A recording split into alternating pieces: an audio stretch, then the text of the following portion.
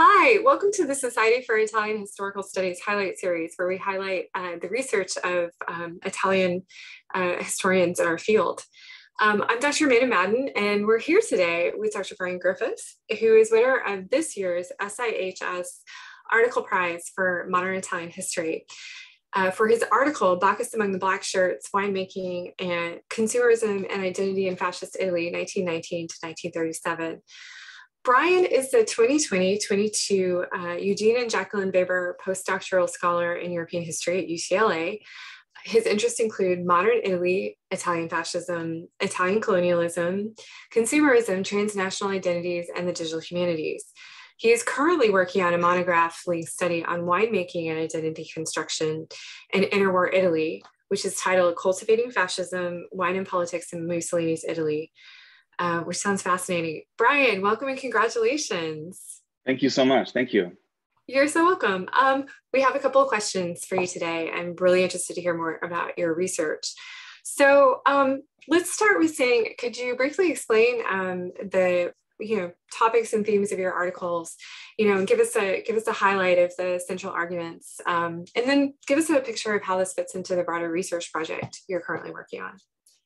Yeah, sure. Good. Those are good questions. Okay, so my research on winemaking in interwar Italy is centered around the partnerships which developed between this group that I call the industrial wine lobby, which we'll, I'm sure, define in a moment, and Benito Mussolini's fascist dictatorship between the early 20s and the late 1930s. And both of these entities, my research has revealed, had certain objectives in mind and in various ways partnered with one another towards fulfilling those objectives. So for the industrial wine lobby, which I tend to abbreviate as the IWL, that was industrializing and standardizing Italian winemaking under their exclusive control. Okay, and we can probably get into that during the interview as to how that differentiates, from what came before them. But for the regime, these objectives were centered around making the Italian economy more self-sufficient, and stimulating the development of a kind of feeling of national belonging in this regionally fragmented country, right? So the nationalization goals of the regime.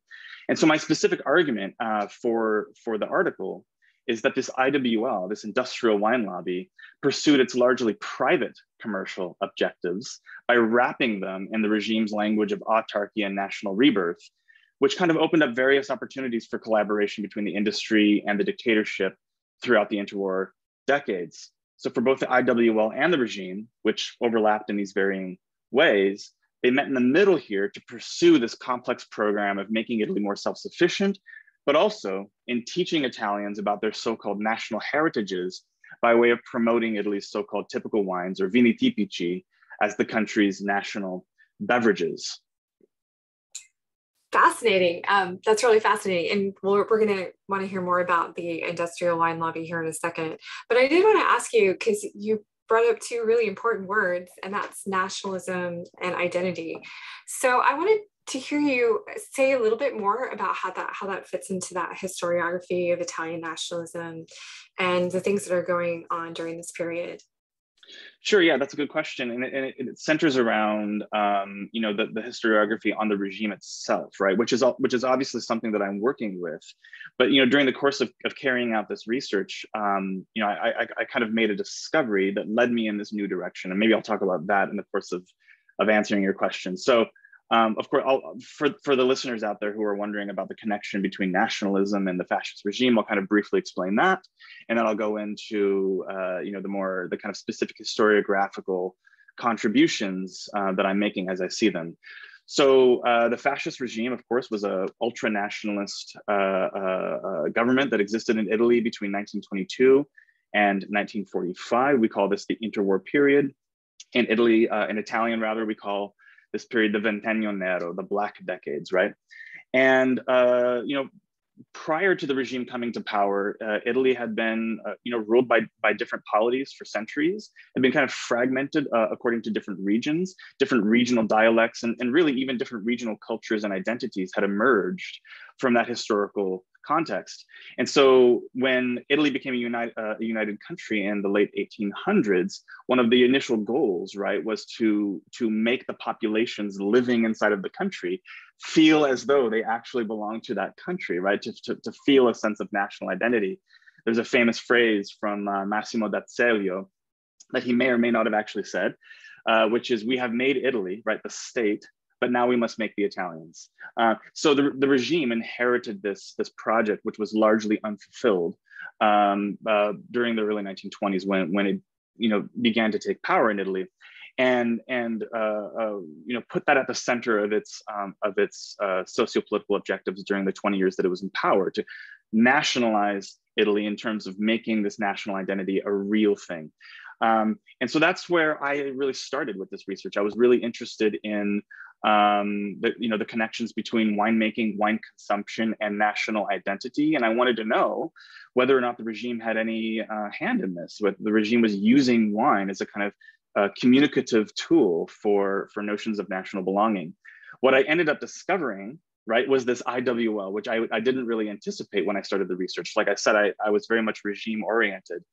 And I came to find that this IWL was really active in attempting to shape popular culture, that they were very much trying to convince Italians that wine was their national beverage, that good Italians and good fascist Italians ought to consume not only national products, but specifically wine, and reject all of these kind of cosmopolitan beverage and food trends that were kind of filtering their way into the peninsula during especially the 1920s, but onwards into the 30s as well.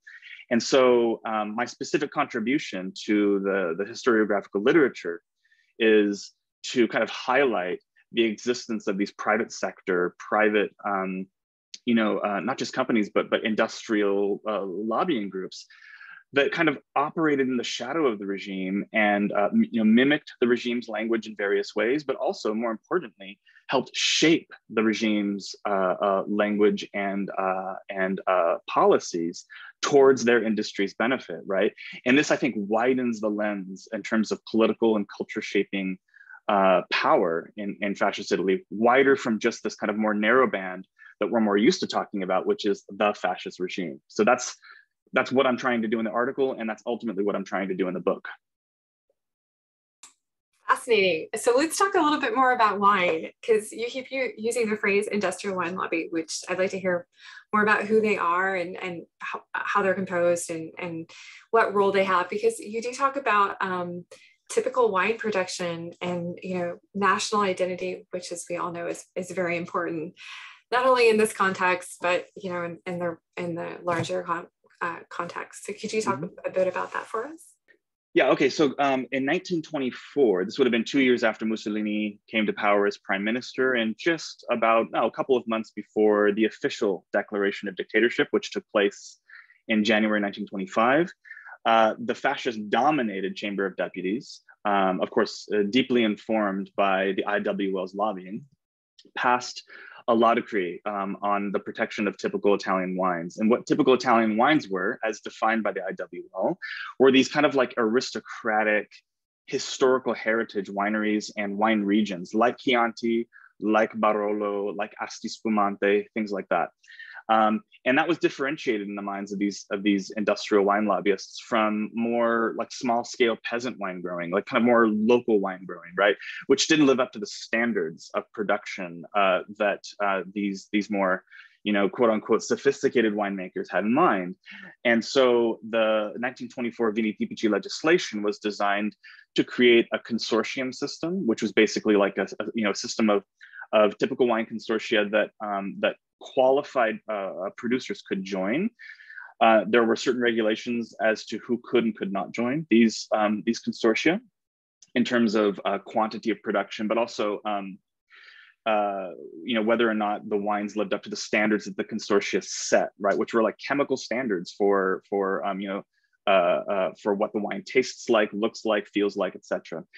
And so these consortia went on to not only help promote and streamline and standardize these various typical wines, so that all Chianti Classicos had a similar taste, all Barolos had a very similar, aroma, but to more importantly push out these, from the IWL's point of view, these bad actors in the wine industry, which were these contadini viticoltori, the peasant wine growers, right?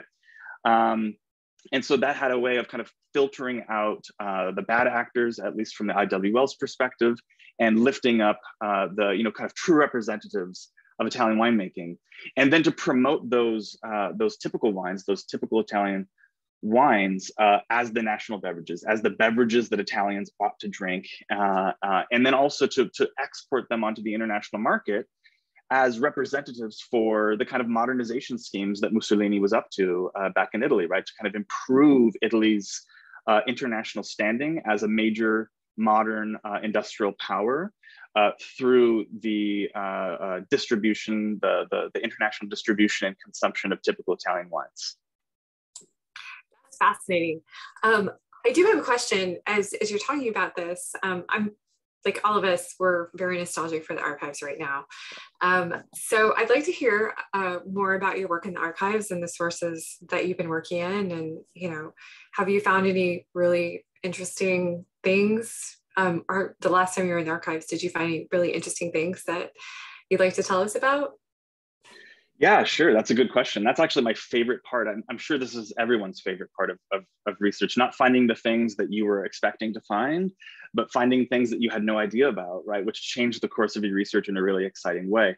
So when I first started doing my research back in 2014 on my first trip to Rome, I kind of just stumbled into the BNC, the Biblioteca Nazionale Centrale di Roma, and started just doing, keyword searches in their database for vino, just to see what would pop up. And I found a few things, and I came home from that research trip with some promising leads that I had a project that was viable, right? But it wasn't until a couple of later trips that I discovered a couple of things that really transformed the direction of the research. And these actually appear in the article. So that's the exhibition market for typical Italian wines, and especially the national wine truck. And I'll just briefly describe these. Okay, so in the interest of promoting this kind of crossroads between national identity and typical Italian wines, the regime, or rather the IWL in partnership with the regime, launched this biennial, every 2 years, exhibition in Siena at the Medici Fortress in Siena, called the Mostra Mercato dei Vini Tipici d'Italia, the exhibition market of typical Italian wines. And what this was this outdoor series of interconnected pavilions, wine tasting pavilions, that tourists, domestic tourists who were coming from various parts of Italy, could come and go from pavilion to pavilion to sample the different wines, maybe buy some wine bottles.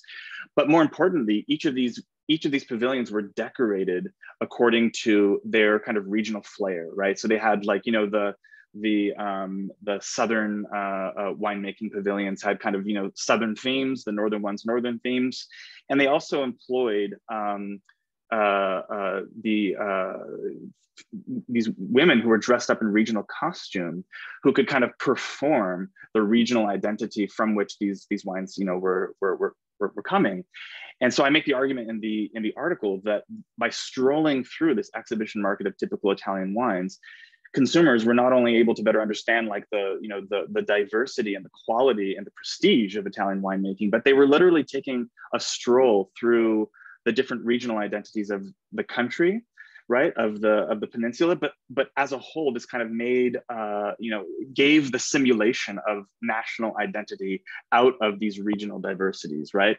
And so that was a huge eye-opening experience for me, realizing that I really had a really exciting and viable topic here. And then I later found the National Wine Truck, which was a mobile extension of the exhibition market of typical Italian wines. This constituted basically two kind of specialized buses or trucks that had these special doors that would open up, and they would reveal these gleaming bottles of wine, and they would drive into the piazzas of major cities, but also small towns and villages. And they would open up these doors and have consumers come straight to the side of the truck to sample the wines, to buy the bottles. And just like the exhibition market of typical Italian wines, they had a troupe of dopolavoro, of folklorists who would come and do regional dance and songs and dress up in costumes to kind of simulate this effect that the IWL had in mind, to kind of teach Italians about their nation through raising awareness about typical wines. That's really fascinating. So next, I'm going to give you the hard-hitting questions. Okay. First of all, tell us what your favorite type of wine is. And second of all, this is a little bit more controversial, but tell us where your favorite place is to go during your archival breaks. Oh yeah, those are good questions. So my favorite wine is Chianti Classico. And because I'm just a dry wine kind of person, I'm a dry red wine person. And I know that's like a turnoff for a lot of people, including my spouse, but this is that's what I like. And then as far as the research break, like cafe food, gelateria thing, this is controversial, of course, because it gets people really hot-blooded. But I will say, in Rome, now this isn't so much a research archive thing, but it is like a research trip thing, because there aren't any facilities around this. But my gelateria in Rome is Giolitti. And I know that's going to upset a lot of people, but Palazzo del Freddo is excellent as well, but it's going to be Giolitti for me. But when I'm in Florence in particular, one of the most exciting things about taking a break for me from doing research at the BNC Florence is going down the road to L'Antico Vinaio, which is this great little sandwich shop. And it's like €5 for this really excellent sandwich. It's a huge tourist trap, but I love it. And it's my favorite part about taking that break and going off for some food. Well, that's a great answer. And now that we're all nostalgic for the archives and craving a sandwich and a glass of wine, thank you so much for being here with us today and telling us all about your research. It's really fascinating. And I know we all look forward to hearing more from you in the future. Thank you so much. Thank you.